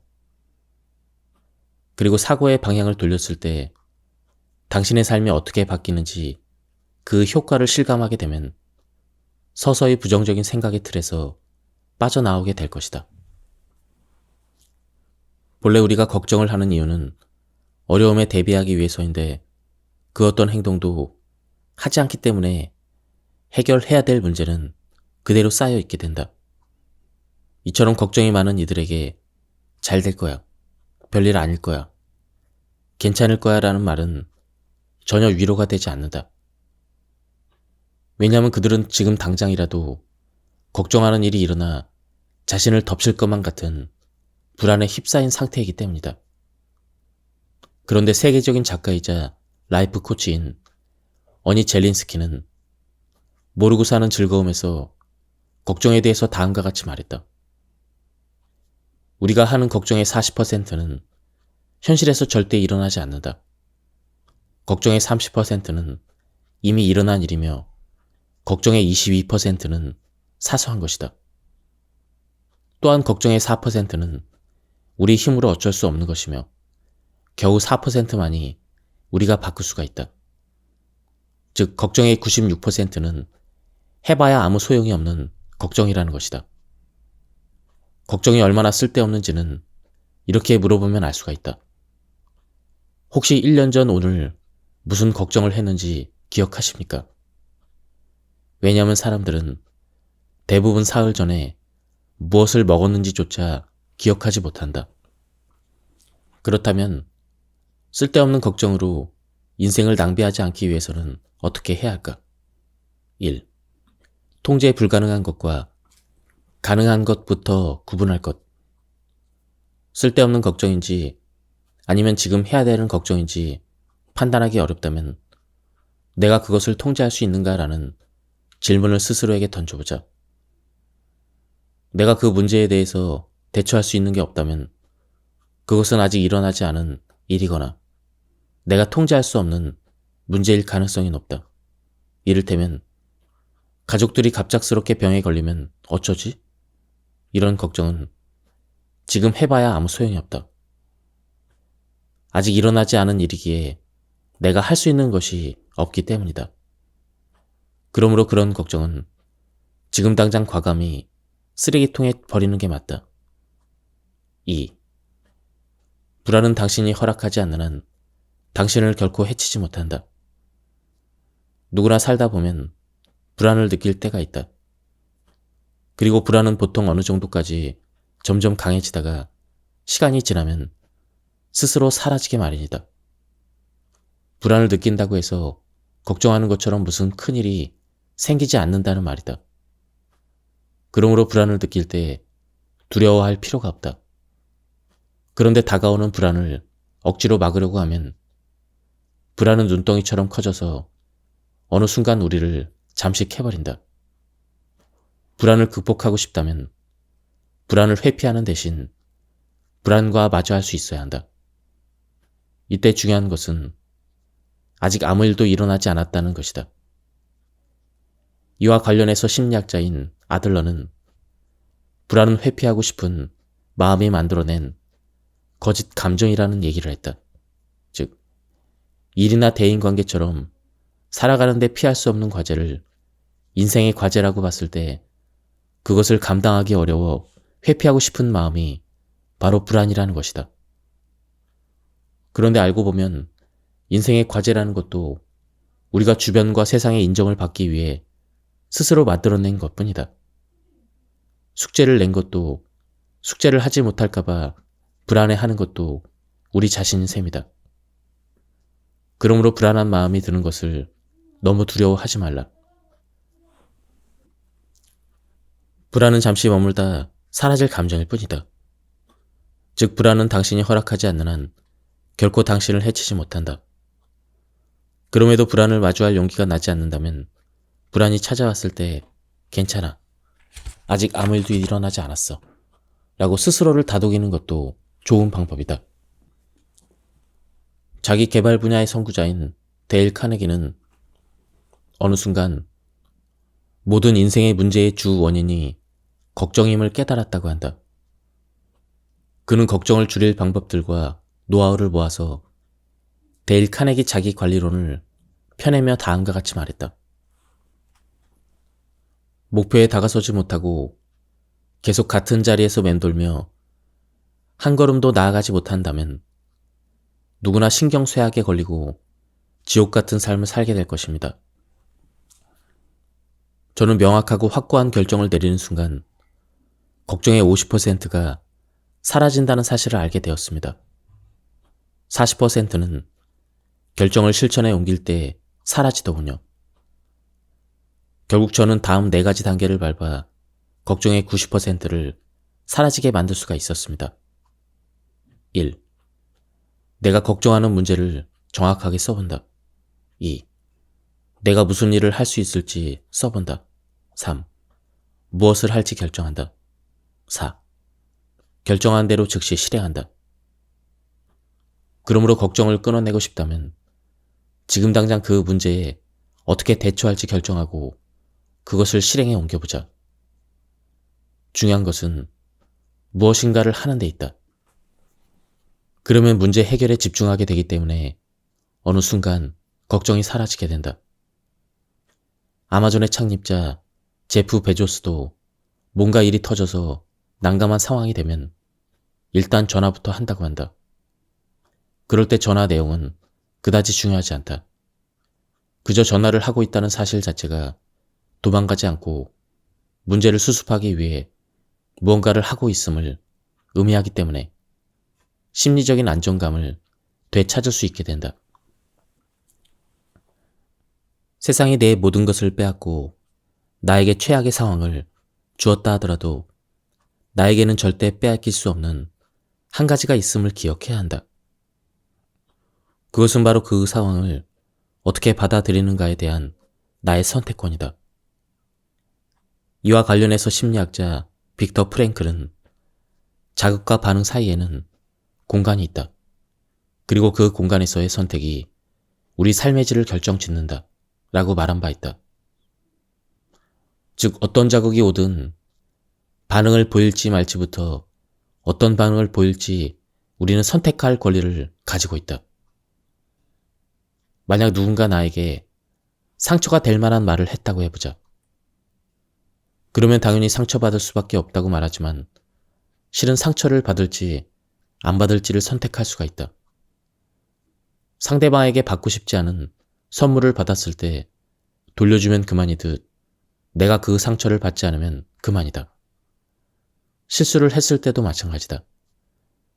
실수 하나에 마치 세상이 무너진 듯한 절망을 느끼는 사람이 있는가 하면 죄송합니다 라고 인정하고 빨리 수습에 나서는 사람이 있다. 즉, 고통스러운 상황을 피할 수는 없지만 그것에 대해서 괴로워할지 말지는 나의 선택에 달려있다. 인생을 주도적으로 끌고 가는 사람들은 이미 그 사실을 잘 알고 있다. 그래서 세상에 휘둘리고 남에게 휘둘릴 수밖에 없는 상황에서도 자신에게 남은 선택권을 의미 있게 쓰기 위해 최선을 다한다. 그러니 더 이상 남들에게 휘둘리지 않고 당당해지고 싶다면 어쩔 수 없어라는 말을 너무 쉽게 내뱉지 마라. 어쩔 수 없이 회사를 다니고 어쩔 수 없이 사람을 만나고 어쩔 수 없이 살게 되면 하루하루가 너무 힘들고 우울할 수밖에 없기 때문이다. 그런데 생각해보면 정말로 어쩔 수 없는 일이란 극히 드물다. 정말 하기 싫으면 하지 않으면 그만이다. 그러나 그 일을 하고 있다는 것은, 그 사람들과 시간을 보내는 것은, 그 직장을 그만두지 않는 것은 모두 내가 선택한 것이다. 그리고 무엇이든 내가 선택했다고 생각하면 삶의 통제권을 내가 갖는 것이 된다. 내가 그렇게 하도록 허락했다는 뜻이기 때문이다. 이처럼 삶의 통제권을 나에게로 가져오면 상황은 변한 게 없더라도 내가 할 수 있는 일이 정말 없는지 찾아보게 된다. 그 결과 내 삶이 달라지는 것은 물론이다. 우리가 주변의 모든 걸 통제할 수는 없지만 찾아보면 통제할 수 있는 것이 분명히 있다. 당장 화를 낼지 말지, 어떤 말을 할지, 어떤 행동을 할지 내 통제 하에 있다. 오늘 하루 어떻게 살지도 내가 결정할 수가 있다. 친구를 만날 수도 있고, 공부를 할 수도 있고, 나 자신에게 근사한 저녁을 대접할 수도 있다.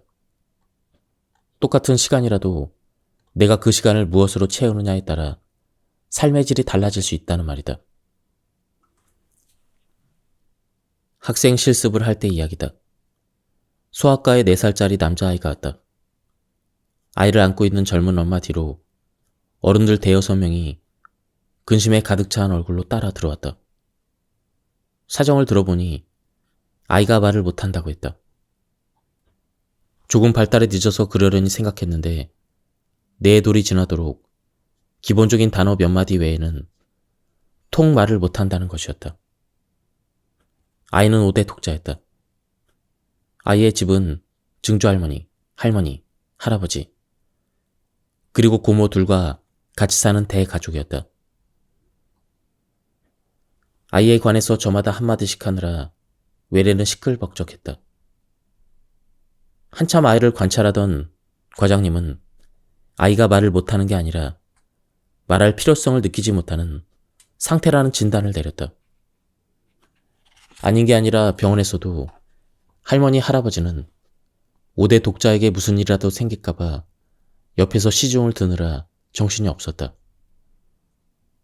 아이의 표정만 보고도 무얼 원하는지 바로 알아차리고는 그것을 대령하곤 했다. 과장님 말대로 아이는 말할 필요성이 전혀 없는 상태였다. 가만히 있어도 주위의 어른들이 자신의 표정을 읽고 척척 다 해주는데 굳이 말을 하거나 소리를 내서 울 이유가 없었던 것이다. 이처럼 모든 것이 충족되는 상황에서는 아이 스스로 어떤 것이든 배우고 경험할 필요가 없어져 버린다. 만일 아이가 계속 이런 상황에서 커갔다면 어떻게 되었을까? 아이는 계속 말하는 법을 익히지 못했을 테고, 그러면 가족들 없이는 아무것도 할 수 없는 사람이 되고 말았을 것이다. 욕망이 좌절되었을 때 우리는 상처를 입는다. 자신이 안전하지 못하고 보호받지 못한다고 느낄 때 상처를 받는다. 자존심이 상하고 모욕감이나 수치심을 느낄 때도 상처를 입는다. 스스로 할 수 있는 게 아무것도 없다는 무기력감을 느낄 때, 또 사람들로부터 사랑받지 못하고 아무도 자신을 원하지 않는다고 느낄 때 우리는 상처를 받는다. 다시 말해 우리가 무언가를 절실히 원하기 때문에 상처받는 것이다. 우리는 그 상처를 통해 우리의 한계를 깨닫고 어떻게 해야 할지를 알게 되며 세상을 배우고 인생을 이해하게 된다. 사실 상처와 상실은 우리 삶에서 하나의 조건이자 결과이다. 누구나 다른 사람들로부터 상처를 받게 되고 또 상처를 입히며 살아간다. 상처 없는 삶은 앞에서 소개한 아이처럼 우리의 사고 능력을 마비시키고 성장의 필요성을 느끼지 못하게 하여 오히려 불구자로 만들 수가 있다. 살아가면서 우리는 자신도 모르게 손등에 긁힌 작은 상처부터 시작해서 때론 생명을 위협할 정도의 커다란 상처까지 순간순간 상처를 입을 수 있는 위험에 처하게 된다. 하지만 우리가 견딜 수 있는 범위 안에서의 상처는 오히려 우리를 강하게 만든다. 큰 전염병을 막기 위해 그 균을 약화시켜 몸에 주입하여 면역력을 키우는 예방주사처럼 작은 상처나 상실은 나중에 올지 모르는 큰 상처나 상실을 대비할 수 있게 한다. 성장한다는 것은, 어른이 됐다는 것은 옛것을 보내고 새로운 것을 받아들이는 과정이다. 친숙했던 것들과 이별하고 소중했던 것들을 떠나보내는 것은 고통스러운 일이기에 모든 성장에는 성장통이 따른다. 이러한 성장통은 우리가 자라고 성숙하기 위해 꼭 겪고 넘어야 할 산이다. 그 산을 넘은 뒤에야 우리를 기다리고 있는 새로운 것들을 맞을 수가 있다. 지금까지 이 책에 대한 리뷰를 모두 마쳤습니다. 제가 발치에 요약해서 설명을 들었기 때문에 맥락이 많이 끊겼습니다. 한번 책을 구해서 읽어보실 것을 추천드립니다. 여기서 리뷰를 마치도록 하겠습니다. 감사합니다.